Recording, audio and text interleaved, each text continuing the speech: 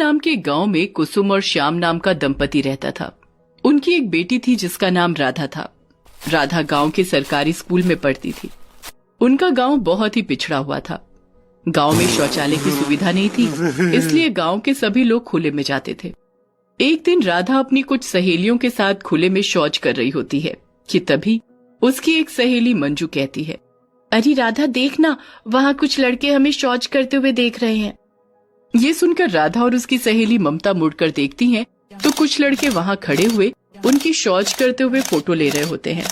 राधा उन लड़कों में से एक लड़के को पहचान लेती है जो कि गांव के सरपंच का लड़का विनोद था।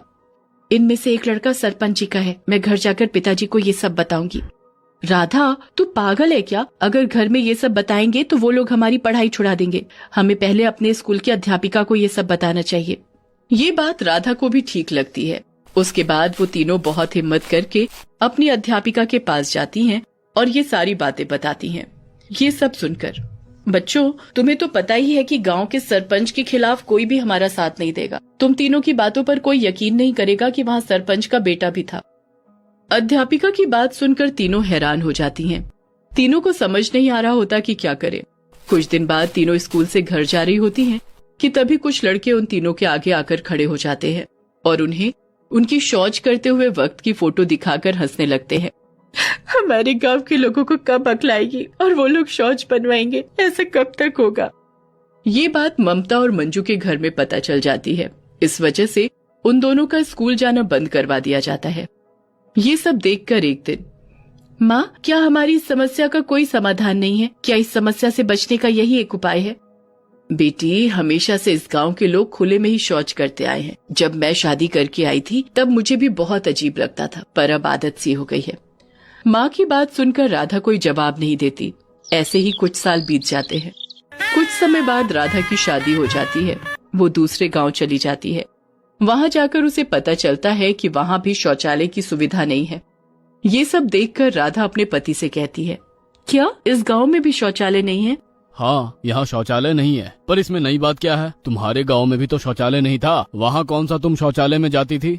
राधा ये सुनकर चुप हो जाती है। उसके पास इस बात का कोई जवाब नहीं होता है। राधा की एक बड़ी जेठानी होती है। उसकी एक बेटी होती है जिसका नाम मीनू होता है। कुछ ही दिनों में राधा और मीनू में बहुत अच्छी दोस्ती हो जाती है। राधा मीनू की पढ़ाई में भी उसकी मदद करती है। पर एक दिन मीनू रोते हुए घर आती है। क्या हुआ मीनू, तुम रो क्यों रही हो? मीनू कुछ नहीं कहती है और अपने कमरे में चली जाती है।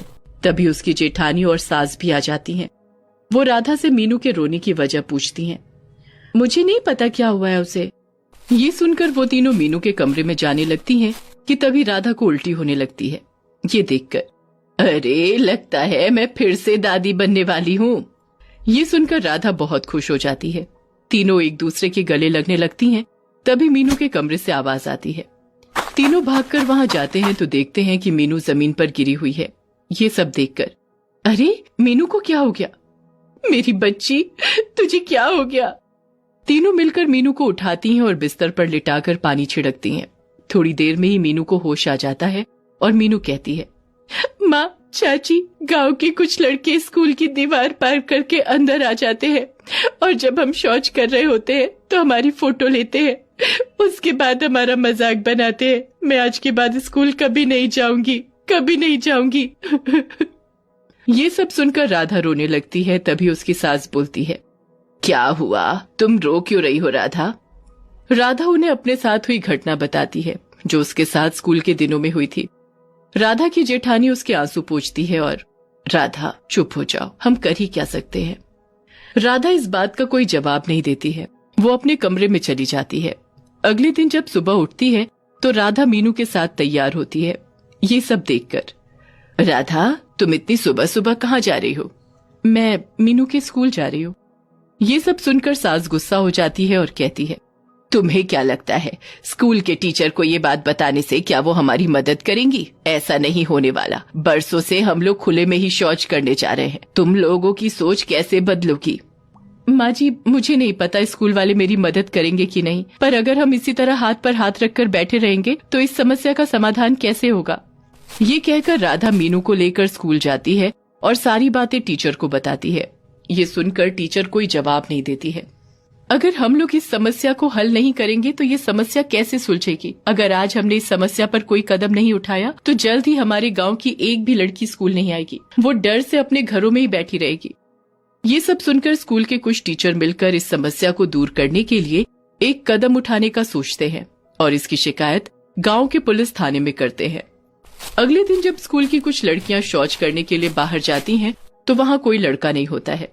ये सब देखकर अरे वाह, आज तो कोई लड़का हमें परेशान करने नहीं आया। मीनू घर जाकर सारी बातें बताती है और खुशी से अपनी चाची के गले लगकर कहती है, चाची आज मैं बहुत खुश हूँ, अब मुझे किसी बात का डर नहीं है। ये सुनकर घर में सभी लोग बहुत खुश हो जाते हैं। उसके बाद राधा अपने पति को बोलकर अपने घर के आंगन में एक शौचालय बनवाने लगती है।